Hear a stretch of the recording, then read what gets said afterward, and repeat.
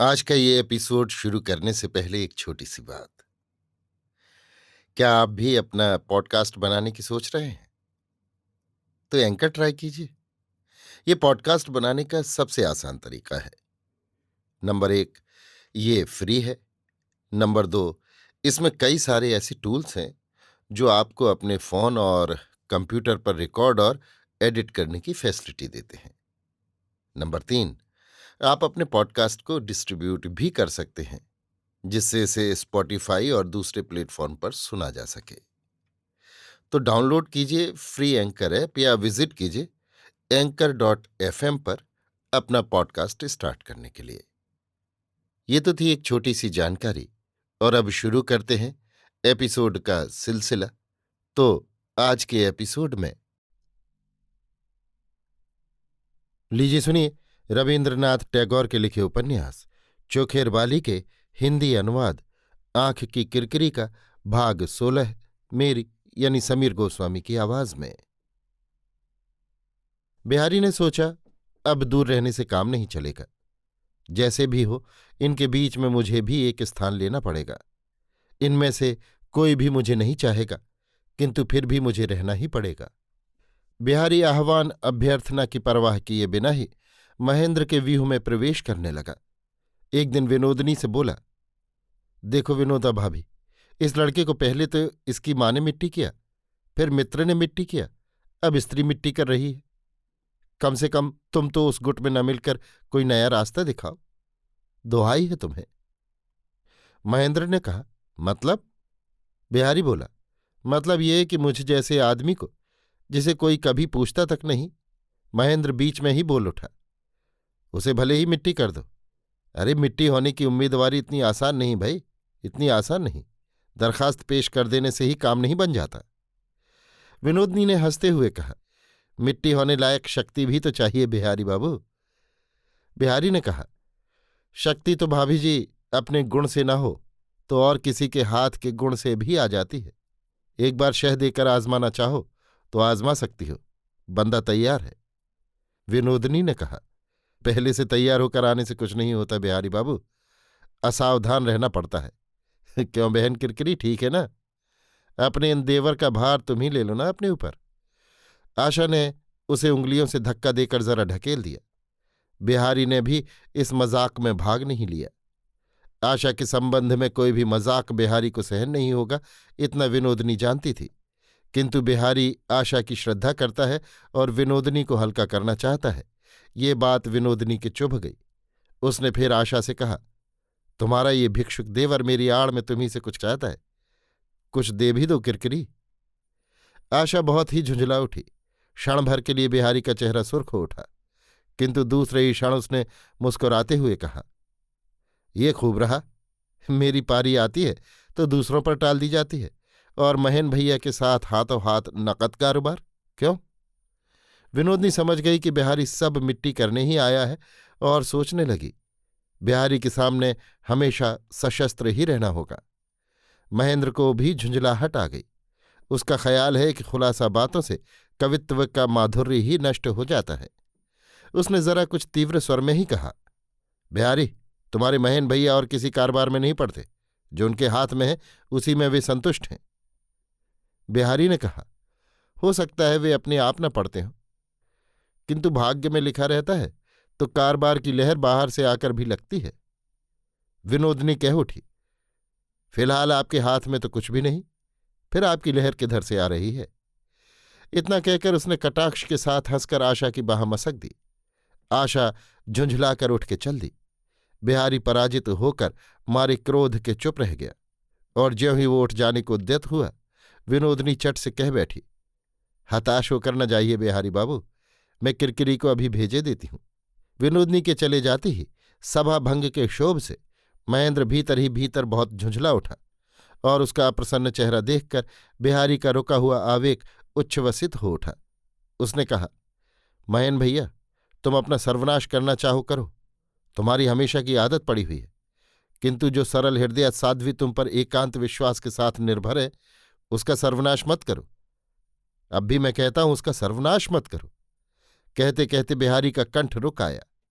महेंद्र भीतरी क्रोध को रोकता हुआ बोला, सुनो बिहारी, तुम्हारी ये सब बातें मेरी कुछ समझ में नहीं आ रही हैं। पहेलियां छोड़कर तुम साफ साफ कहो, क्या कहना चाहते हो? बिहारी ने कहा, साफ साफ ही कहूंगा। विनोदनी तुम्हें जानबूझकर अधर्म की ओर खींच रही है और तुम बिना सोचे समझे मूढ़ की तरह उधर पैर बढ़ाते चले जा रहे हो। महेंद्र गरज उठा, बिल्कुल झूठ बात है। तुम अगर किसी भले घर की बहू बेटी को इस तरह संदेह की दृष्टि से देखते हो तो अंतःपुर में तुम्हारा आना ही उचित नहीं। इतने में एक थाली में कई तरह की मिठाइयां लिए मुस्कुराती हुई विनोदनी ने प्रवेश किया और थाली बिहारी के सामने रख दी। बिहारी कह उठा, ये क्या, मुझे बिल्कुल भूख नहीं। विनोदनी ने कहा, यह कैसे हो सकता है, आपको जरा मुंह मीठा करके ही जाना होगा। बिहारी ने हंसते हुए कहा, मेरी दरखास्त मंजूर हो गई मालूम होता है। समादर शुरू हो गया।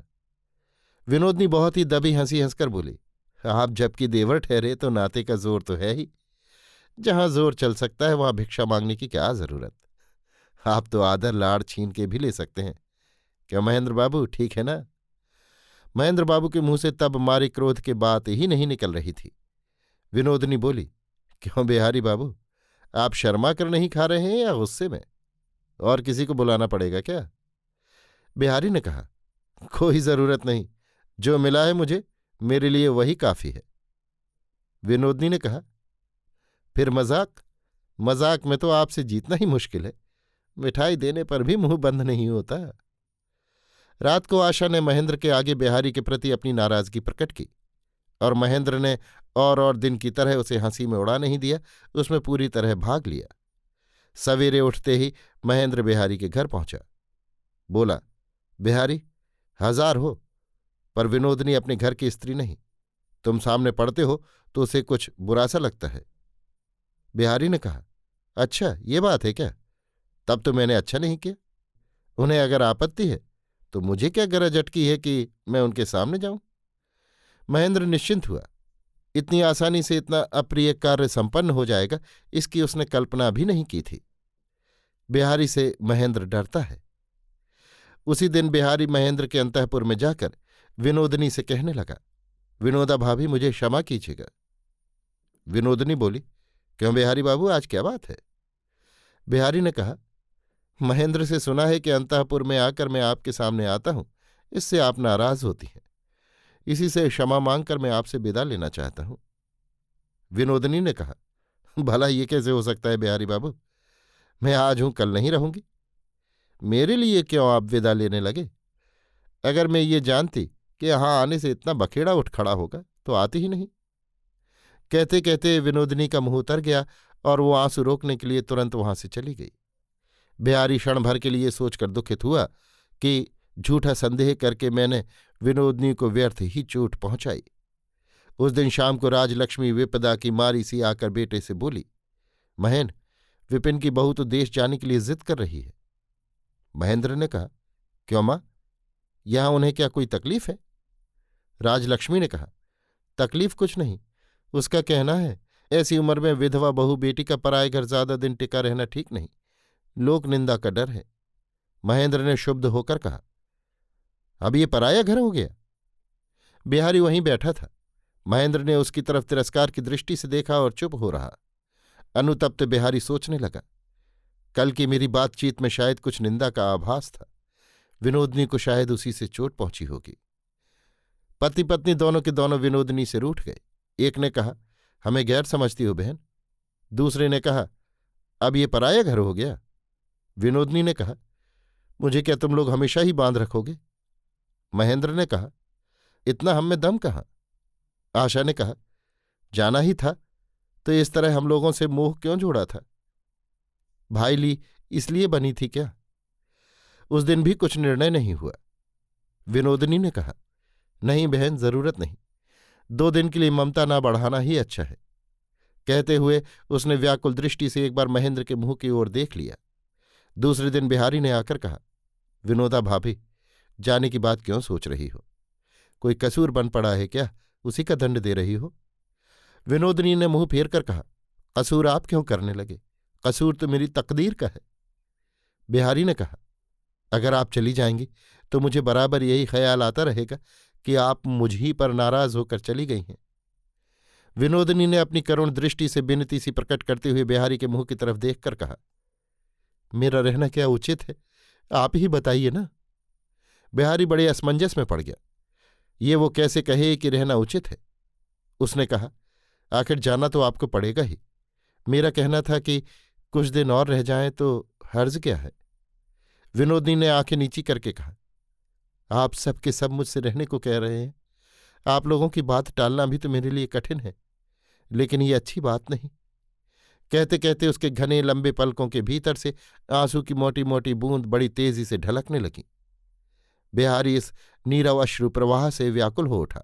बोला, कुछ ही दिनों में आपने अपने गुणों से सबको वश में कर लिया है। इसी से आपको कोई छोड़ना नहीं चाहता। कुछ ख्याल न कीजिएगा। भला आप जैसी लक्ष्मी की प्रतिमा को अपनी इच्छा से कौन विदा कर सकता है। आशा एक कोने में घूंघट काढ़े बैठी थी। वो आंचल से बार बार अपनी आंखें पोंछने लगी। इसके बाद फिर विनोदिनी ने जाने की बात नहीं चलाई। अभी आप सुन रहे थे रवीन्द्रनाथ टैगोर के लिखे उपन्यास चोखेर बाली के हिंदी अनुवाद आंख की किरकिरी का भाग 16 मेरी यानी समीर गोस्वामी की आवाज में।